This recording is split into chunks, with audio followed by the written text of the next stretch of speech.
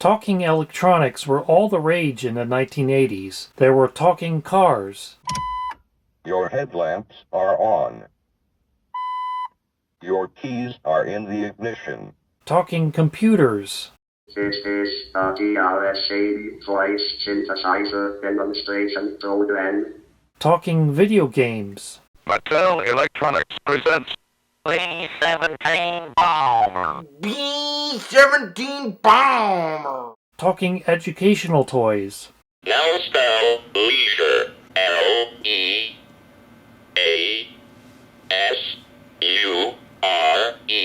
Wrong. Try again. Leisure. Wow, I suck. And talking alarm clocks.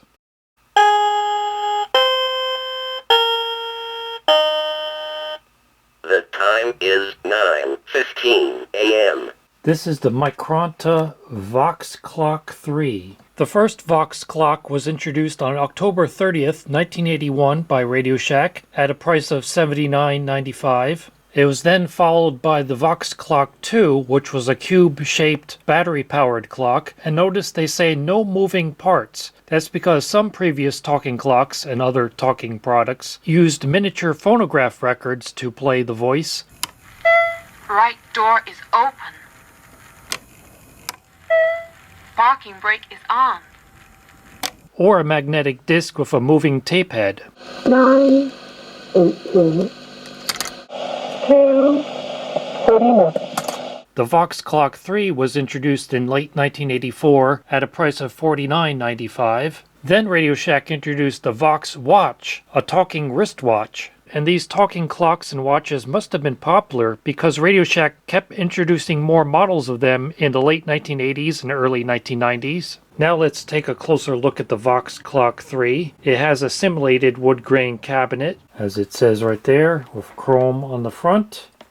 The controls under a smoked plastic window. A comprehensive set of controls, including adjustable volume. A nice large red LED time display on the front with adjustable dimmer for high or low brightness. And at the touch of a button, it can announce the time. The time is 9:17 a.m. Or the date. The date is 12/9. Unfortunately, it doesn't say the months of the year, it just says the number. And even though it has a circular pattern embossed into the lid, and a matching grill slat in the top of the unit itself, the speaker is actually on the bottom.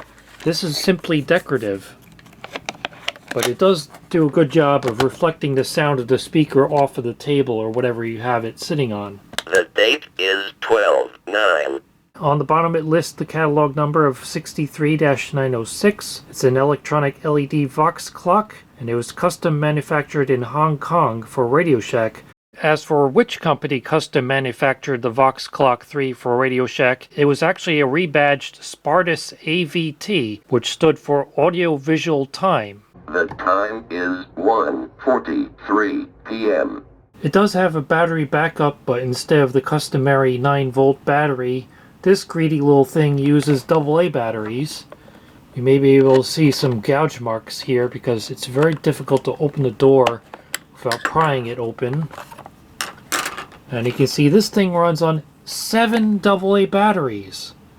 I've never heard of anything which runs on 7 batteries. AA batteries are almost always used in pairs, or once in a while you might see something that runs on 5 batteries for 7.5 volts, but this thing runs on 7 AA batteries for 10.5 volts. So I guess they really needed an extra 1.5 volts over a 9-volt battery. 5A9 means it was made in May 1989. And yes, that's the month, not the week. It has a very nice purplish blue ribbon here. That's quite fancy. But I'll load it up with batteries. That has like a spring on both ends. What's up with that? Because I have to wedge it in like that, but then it's... That's weird. This whole thing is weird. Okay, those are the 7 AA batteries. The foam on the back of that is still good.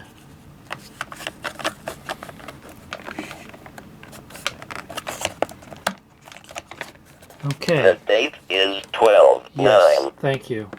And now our battery sentinel LED has gone out because we have finally installed the batteries. And this sentinel button is a battery test. If you push it and the battery sentinel indicator LED illuminates, then you know it's time to replace those backup batteries. It conveniently has both forward and reverse buttons for setting the time and date. So in case you overshoot, you can go backwards. The calendar just months and days. It does not store the year.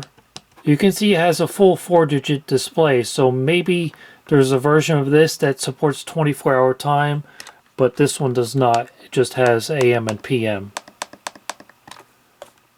And a flashing colon indicator. It has 2 alarms. The alarm is set at 12 a.m. So let me see how I can set that. Let's try to wake up at 7 a.m. The alarm is set at 7 a.m. Okay, the next alarm, The alarm is set at 12 a.m. I'll set to 8:15. The alarm is set at 8:15 a.m. It can optionally do simulated Westminster chimes and voice announcements of the time. And you can set it to off every 15 minutes, every 30 minutes, or every hour for either the announcement or the chime or both.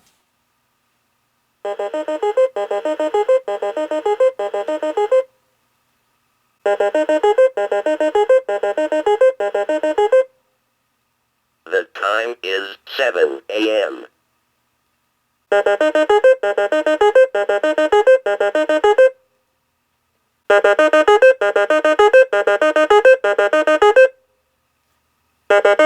The time is 7 a.m. As you can hear, the alarm has increasing levels of loudness to get you to wake up. The battery backup does not show the time during a power failure, but it will still sound the alarm, although with a different style of beeping and no voice announcement.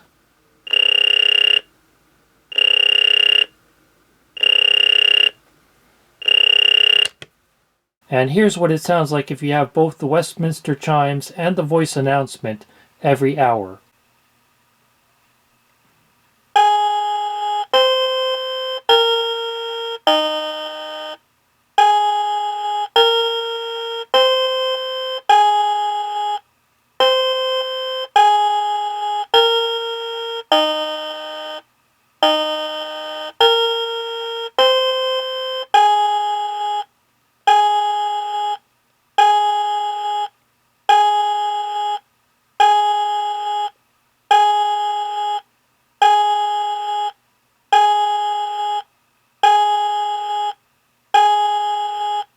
The time is 9 a.m.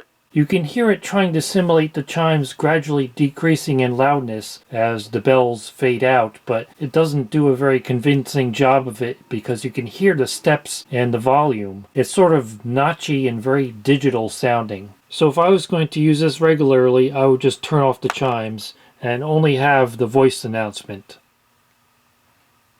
The time is 10:15 p.m. At full volume, the announcements and chimes are very loud and easily heard from across the room, but with the volume turned all the way down, it's actually completely silent, which is a handy way to mute it. And also you can set it to a very low volume level so that you can have the time announced to you without disturbing anyone else nearby. The time is 2:37 a.m. So while most of those other talking electronics I mentioned in the beginning of the video proved to be gimmicky fads, something like this could be genuinely useful for people who are blind or have vision impairments so they can know the time at the touch of a button. The time is 4:20 p.m. Here it is with the cover removed, and interestingly on the circuit board it says Vox Clock 3, so it appears that Radio Shack got their own custom circuit board in this.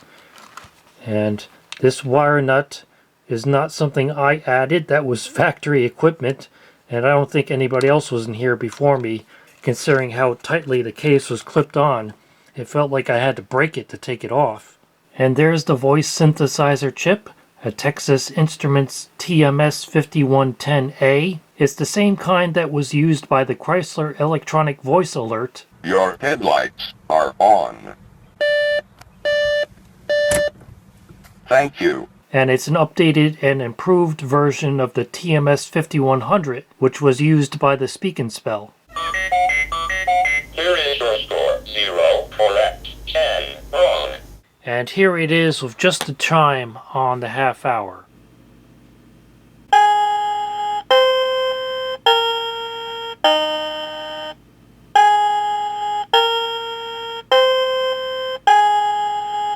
In late 1993, almost a decade after it was introduced, the Vox Clock 3 was finally replaced with a talking alarm clock of a rounded black plastic case, so that was the end of the chrome and wood grain styling.